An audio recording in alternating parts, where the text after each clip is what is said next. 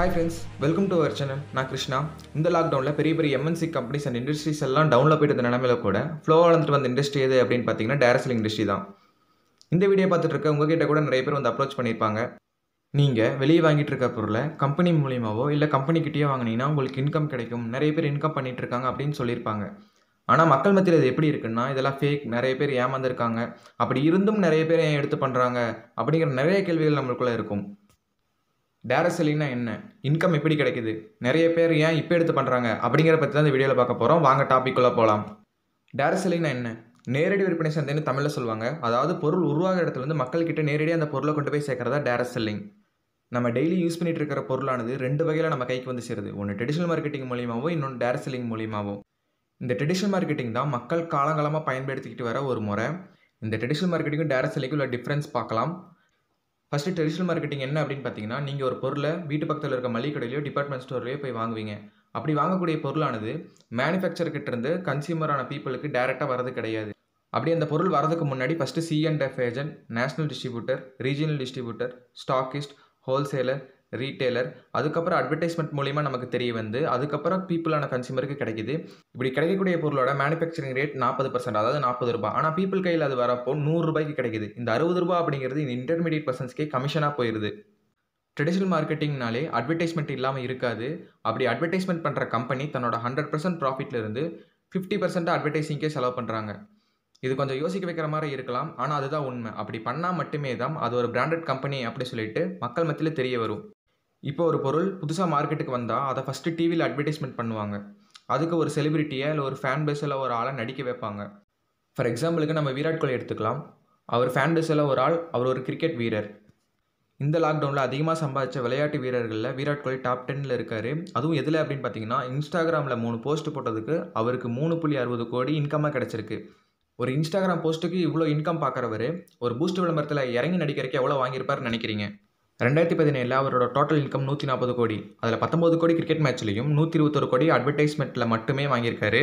அப்படி அவர் நடித்த விளம்பரத்தை இன்டர்நெட், டெலிவிஷன், ரேடியோ அப்படின்னு இவ்வளோ இடத்துல ப்ரொமோட் பண்ணுறாங்க. இப்போ உங்களுக்கு புரிஞ்சிருக்கும் 100% ப்ராஃபிட்லேருந்து 50% எப்படி செலவு பண்ணுறாங்க அப்படிங்கிறது. அடுத்து டேரக்ட் செல்லிங் வருவோம். டேரக்ட் செல்லிங்கில் மேனுஃபேக்சர்கிட்டேருந்து கன்சியூமரான பீப்புளுக்கு அந்த பொருள் டேரெக்டாக எப்படி வருது அப்படின்னு பார்த்தீங்கன்னா, அந்த கம்பெனியில் ஆல்ரெடி ஜாயின் பண்ணி ஒர்க் பண்ணிகிட்டு இருக்கவர் மவுத் பப்ளிசிட்டி பண்ணுறது மூலிமா, அதாவது ஒரு இன்ஃபோ பண்ணார அந்த இடத்துல ஒர்க் பண்ணி இன்ஃபர்மேஷனை பீப்புளான கன்சியூமருக்கு கொடுக்குறாங்க. எதை பற்றினா கம்பெனி பற்றியும் கம்பெனியோட ப்ராடக்ட்ஸ் பற்றியும். ஸோ அவங்களும் அந்த கம்பெனியில் ஜாயின் பண்ணி மேனுஃபேக்சரிங் ரேட்டான 40%, அதாவது 40 ரூபாய்க்கு அந்த பொருளை வாங்குறாங்க.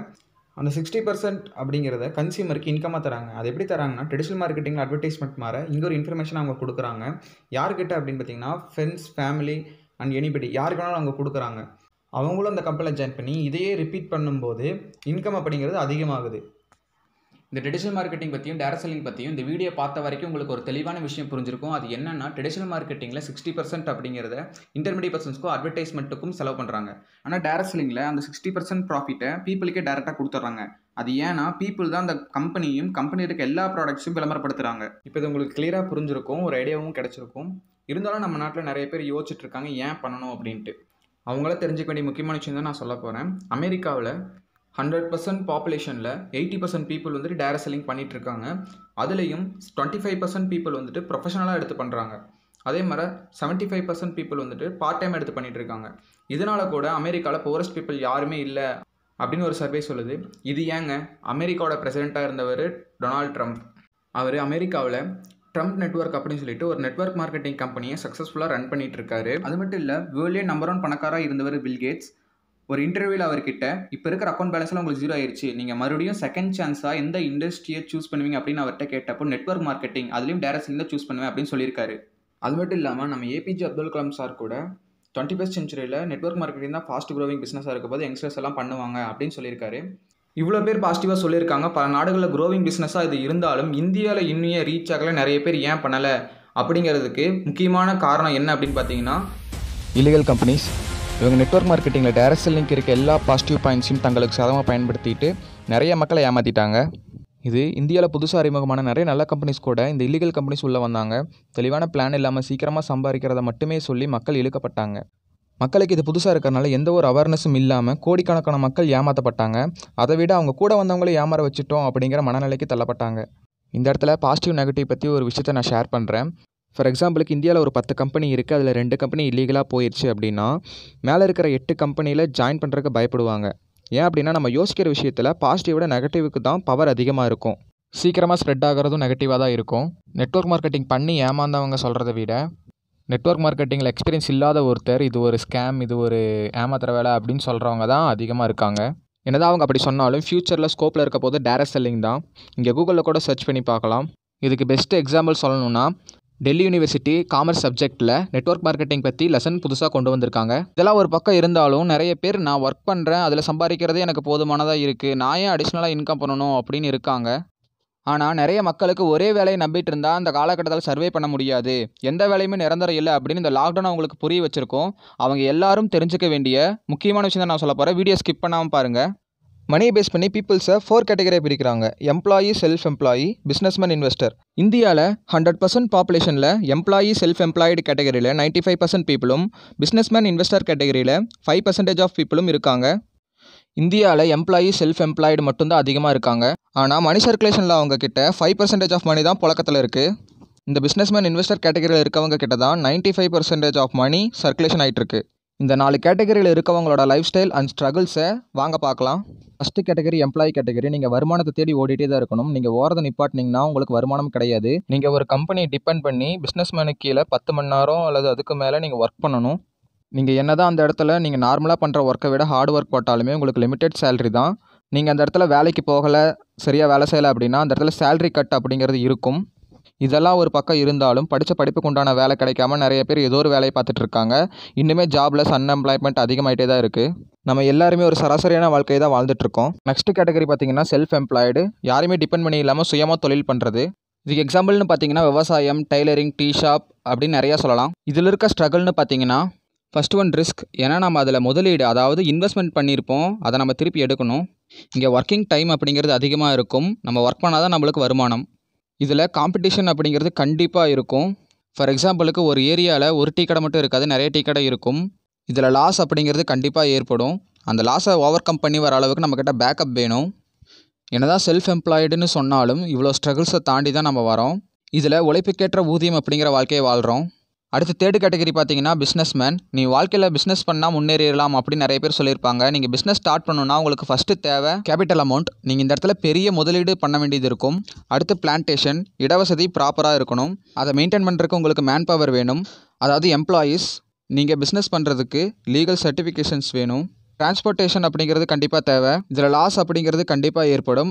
அதை ஓவர் கம் பண்ணி வர அளவுக்கு உங்கள்கிட்ட பெரிய அளவில் பேக்கப் வேணும். இங்கேயும் காம்படிஷன் இருக்கும். அதை எல்லாத்தையும் தாண்டி நீங்கள் சக்ஸஸ் பண்ணிட்டீங்க அப்படின்னா உங்களுக்கு பேசிவ் இன்கம் அப்படிங்கிற ஒன்று கிடைக்க ஆரம்பிச்சிடும். பேசிவ் இன்கம்னா என்ன அப்படின்னு பார்த்தீங்கன்னா உங்கள் உடல் உழைப்பை போடாமல், அதாவது நீங்கள் ஒர்க் பண்ணாமல் உங்கள் தலைமுறைக்கும் கிடைக்கக்கூடிய இன்கம் தான் பேசிவ் இன்கம். இந்தியாவில் ஆல்ரெடி பிஸ்னஸ்மேனாக இருக்கவங்களே தான் வேறு பிஸ்னஸ்ன்னு பண்ணி சக்ஸஸ் பண்ணிகிட்ருக்காங்க. அடுத்து லாஸ்ட் கேட்டகரி இன்வெஸ்டர். இந்த இடத்துல அவங்க ஒர்க் பண்ண மாட்டாங்க. மணி ஒர்க்ஸ் ஃபார் யூ. மணி தான் அந்த இடத்துல அவங்களுக்காக ஒர்க் பண்ணும். ஃபார் எக்ஸாம்பிளுக்கு ஒரு மால் கட்டுறாங்க அப்படின்னா அந்த மாலில் இருந்து அவங்களுக்கு மாதமான ரெண்ட் வந்துட்டுருக்கும். இவங்க பண்ண இன்வெஸ்ட்மெண்ட்டை விட அதிகமான ப்ராஃபிட்டை தான் எடுப்பாங்க. பேசிவ் இன்கம் அப்படிங்கிற ஒன்று தலைமுறைக்கும் கிடச்சிட்ருக்கும். இப்போ நீங்கள் பார்த்த இந்த 4 கேட்டகரியில் எம்ப்ளாயி செல்ஃப் எம்ப்ளாய்டு ஆக்டிவ் இன்கம்லையும், பிஸ்னஸ்மேன் இன்வெஸ்டர் பேசிவ் இன்கம்லையும் இருப்பாங்க. எல்லாருமே விருப்பப்படுறது இந்த பேசிவ் இன்கம் அப்படிங்கிறது தான். நம்ம ஸ்கூல் லைஃப் 12 வருஷம், காலேஜ் லைஃப் 3 வருஷம், மொத்தம் 15 வருஷம் நம்ம செலவு பண்ணி ஒரு எம்ப்ளாயாக தான் போகிறோம். ஆனால் அது ஒரு ஆக்டிவ் இன்கம். இந்த டைரக்ட் செல்லிங்லேயும் பேசிவ் இன்கம் அப்படிங்கிற ஒன்று இருக்குது. நிறைய மக்கள் சூஸ் பண்ணுறதுக்கு காரணமும் அதுதான். சிங்கிள் இன்கம் நம்பி எப்பயுமே இருக்கக்கூடாது, இன்வெஸ்ட்மெண்ட் பண்ணியாச்சு செகண்ட் சோர்ஸை தேடணும் அப்படின்னு சொல்லி வாரன் பஃபட் சொல்லியிருக்காரு. இந்த லாக்டவுனில் அது புரிஞ்சதுனால தான் நிறைய மக்கள் டைரக்ட் செல்லிங் பண்ணுறாங்க.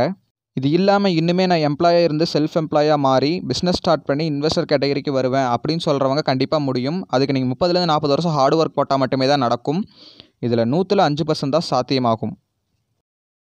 ஆனால் நீங்கள் டைரக்ட் செல்லிங்கை பார்ட் டைமாக எடுத்து 1 or 2 இயர்ஸ் பண்ணாலே உங்களுக்கு பேசிவ் இன்கம் அப்படிங்கிற ஒன்று கிடைக்க ஆரம்பிச்சிடும். இது 100% சாத்தியமாகும். இப்போ நீங்கள் டைரக்ட் செல்லிங் பண்ணுற மாதிரி ஐடியாவில் இருந்தீங்கன்னா ஃபஸ்ட்டு அந்த கம்பெனியை அனலைஸ் பண்ணுங்கள். இந்தியன் கவர்மெண்ட் 2016 தான் டைரக்ட் செல்லிங்க்கு ஒரு கைட்லைன் கொண்டு வந்தாங்க. ஃபஸ்ட்டு நீங்கள் அந்த கம்பெனியில் ப்ராடக்ட்ஸ் இருக்கா, லீகல் சர்டிஃபிகேஷன்ஸ் இருக்கான்னு பார்க்கணும். அதில் ஃபஸ்ட்டு MCA சர்டிஃபிகேட் இருக்கான்னு பார்க்கணும். அதுக்கப்புறம் ISO, WHO, FSSAI. ஃப்யூச்சரில் கவர்மெண்ட் இதுக்கு ஃபுல் சப்போர்ட் பண்ணுவாங்க. ஏன்னா GST இதில் ப்ராப்பராக பே பண்ணுறாங்க. உங்களுக்கு டைரக்ட் செல்லிங் பண்ணுற ஐடியா இருந்தால் கீழே டிஸ்கிரிப்ஷனில் கொடுத்துருக்க வாட்ஸ்அப் நம்பரை கான்டாக்ட் பண்ணுங்கள்.